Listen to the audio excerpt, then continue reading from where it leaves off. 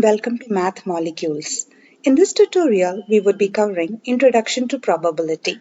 We would see some basic concepts of probability and solve few examples based on it. Let us understand the meaning of probability. Probability is a measure of the likelihood of an event to occur. When I say it might rain today, or when I say most probably it's going to rain today, the same thing when I put it mathematically, express mathematically, then it is called probability. So we can say that probability is a chance of an event to occur or a likelihood of an event to occur. Let's understand this better now. So let's find mathematically the probability that it might be a rainy day today, a very normal day. I do not have any predictions of weather. I am just going to see the probability that it might be a rainy day. So the options I have, yes, it might be a rainy day. No, it might not be a rainy day. These are the only two possibilities I can have. So I have totally two possibilities, out of which what am I looking for? Probability that today is a rainy day. Probability of a rainy day. I can write it like this. So I am looking for probability that it is a rainy day. Yes. So what is the option I have? 1. 1 by 2. So the probability is half in this case. Or I can say it is 50%. There are 50% chances that it might rain today. Now let's see some more examples and explore it. The first example is tossing a coin. Here it is called as an experiment. In probability, any action that gives you well-defined results is called an experiment. So experiment is nothing but an action which gives you well-defined results. Results are otherwise also called as outcomes here. Now, in this experiment, tossing a coin, the possibilities we have is we get a head or a tail. These are the only two outcomes possible for us. And the collection of outcomes together becomes the sample space. So these are certain terms which are used frequently in probability. Sample space is generally denoted by S. It is a collection of outcomes of an experiment. Now let's try to figure out the probability. Now, probability of getting a head when a coin is tossed. Now the total possibilities here is head, tail. Total is 2. Out of 2 possibilities, head will occur 1 time. So the probability is 1 by 2. Probability of getting a tail would be, again there are 2 possibilities in total and tail would come 1 time in this experiment. So it is 1 by 2. The probabilities are equal. So we say that equally likely the outcomes can happen. The results are equally likely possible. Now from this we will derive at the formula for probability. Probability of any event to happen. Here head or tail are outcomes or even called as events. So probability of any event would be from a total number of possibilities. Total number of possibilities. And then here we will have number of favorable outcomes.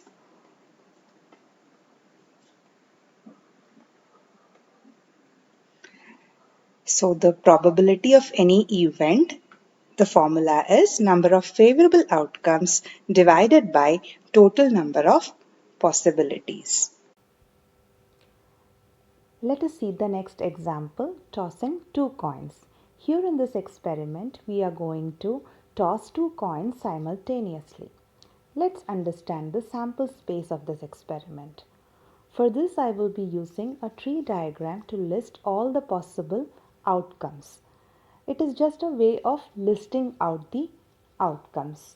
So here we go. If I assume that on the first coin I get a head, and on the second coin then I might get a head or a tail. It could be a head or a tail. Or the next combination is I might get a tail on the first coin, and again on the second coin I might get a head or a tail. So these are the only possibilities I have. Now I will list them out as a sample space. So the first combination is head head. The second one is head tail. Head on the first, tail on the second coin. Or it could be tail first, tail and then head. Or it could be tail on both the coins, which is tail tail. So these are the 4 possible outcomes we could get. So the total number of outcomes now we have is 4. Based on this, let's calculate few probabilities. The first one being, find the probability that when we toss 2 coins, getting 2 tails. So both the coins, it should be a tail. As we see, that is only one possibility now. So our favorable outcome is 1, total outcome is 4. So the probability is 1 by 4. The next is find the probability of getting head on both the coins. Head head. Again here if you see, there is only one possibility of getting head on both the coins, and the total possibility is 4. So we again have 1 by 4. The next question is, find the probability of getting at least one head. A minimum of one head we are looking for. We are not bothered maximum how many we have. So let's find out. First one, HH has one head. HT also has one head. TH also has one head. So there are 3 possibilities. It is 3 by 4. And total possibilities is 4, so it is 3 by 4. Now let's figure out probability of getting at least one tail. So let's try out probability of getting at least one tail, which is very similar.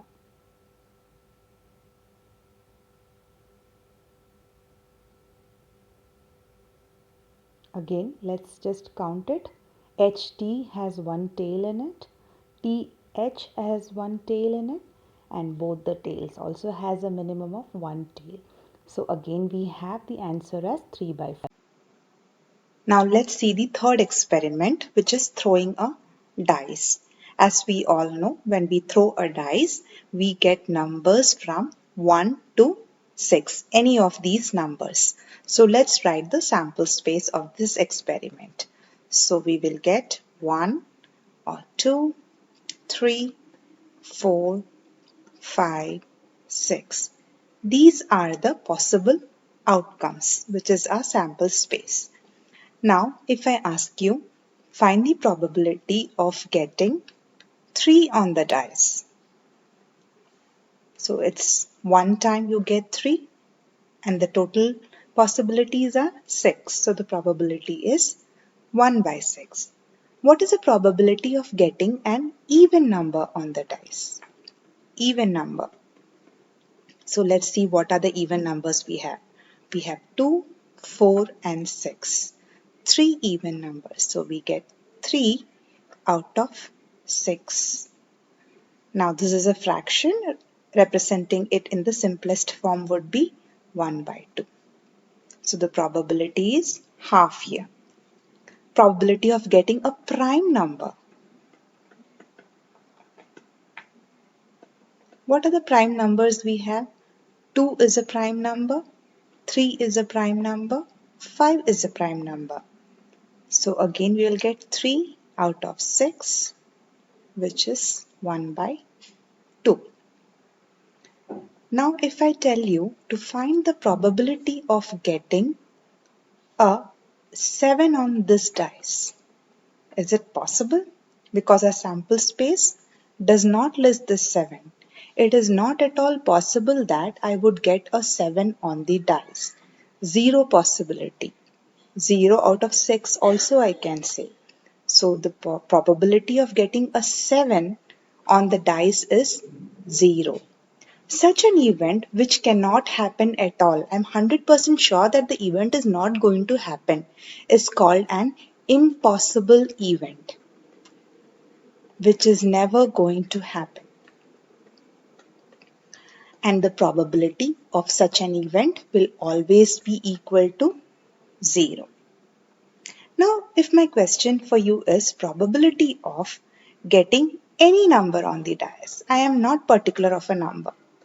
So anything comes up, then what do I say? The probability is 6 by 6, which is 1. 100% chance because the numbers from 1 to 6 are going to show up. Or if I say probability of getting any number 1 to 6, all the combinations are possible. 6 by 6 and I get 100% chances of this to happen, right? So such an event is called a certain event where the probability is 100% sure event. So probability of a certain event or sure event is always equal to 1. So I can say that probability of any event E always lies between 0 and 1. It can be equal to 0 or it can be equal to 1. But it can never be more than 1 because 1 itself means it is 100% chance of an event to happen. Like, for example, the sun is going to rise tomorrow. The event is definitely going to happen. So the probability in that case is 1, 0. Now, if I say that the sun is not going to rise tomorrow. Find the probability that the sun is not going to rise tomorrow. Impossible event. Find the probability that the earth stops rotating. Impossible event. Such probability, we get the value. For such cases, the probability will be 0.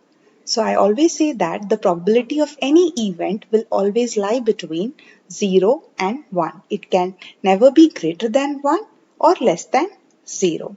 And it could be any fractions in between 0 and 1. Let's see the next example, which is a real life problem kind, a case study question where a scenario is given to us and questions are based on the given scenario. Aryan is practicing to juggle balls.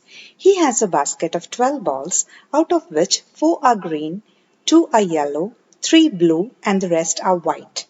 As he was finding it difficult to juggle 2 balls at a time, he decided to take 1 ball at a time and improve his speed of juggling balls. Answer the following questions. So let's see what are the questions. Find the probability that he picks up a green ball. So let's first just jot down what are the balls he has. So out of the 12 balls, 4 balls are green in color, 2 balls are yellow in color, 3 balls are blue in color, and we have the leftover, which is white ball, which we do not know. The rest are white. So if I calculate, it is the total number of balls we have right now is 4 plus 2, 6, 9. So it is 12 minus 9 equal to 3. We've got 3 white balls. Now let's find out the solution to these questions. Find the probability that he picks up a green ball. So we have got 4 green balls and then a total of 12. So the probability is 4 by 12. When I simplify it, I get 1 by 3. So 1 by 3 is the correct option. Find the probability that he picks up a ball of any color. Probability of getting any color. In this case, probability of getting any color, if I pick up a ball from the basket, definitely it is going to have some color. So the probability will be 12 by 12, which is 1. So it is a sure event, a certain event. 100% chance of it occurring. Third question, find the probability of picking up a white ball. Now, as we calculated, there are 3 white balls here. So, probability of picking up a white ball would be again 3 by 12. When I simplify it, I would get 1 by 4. So, this is the correct option. Find the probability of picking a brown ball. Now, from his collection, we do not see any brown ball. So, there is no way he can pick up a brown ball. It is an impossible event, the probability of which is 0. Now, let's recall some important points which we learned in probability. Probability is the chance or the likelihood of an event happening. An experiment is defined as an action or process that results in well-defined outcomes. For example, tossing a coin. Outcomes. The possible results of an experiment are called outcomes. In tossing a coin, the outcomes were tail or head. A sample space is the set of all possible outcomes in an experiment. It is usually denoted by the letter S. Sample space can be written using the set notation. So the collection of outcomes can be put inside a flower braces, and that's how they are represented. Now the formula for probability of an event would be number of favorable outcomes divided by total number of outcomes. Here they have represented the probability in the number line. The probability always lies between 0 and 1. When the probability is half here, it means there is equal chance of an event happening or not happening. Equally likely events they are. So I can say that the probability is always between 0 and 1. The probability of an impossible event is 0, while the probability of a sure event or a certain event is 1. I hope this tutorial was helpful in understanding basics of probability. I would be covering advanced problems on probability in my upcoming videos. Thank you so much for watching Math Molecules.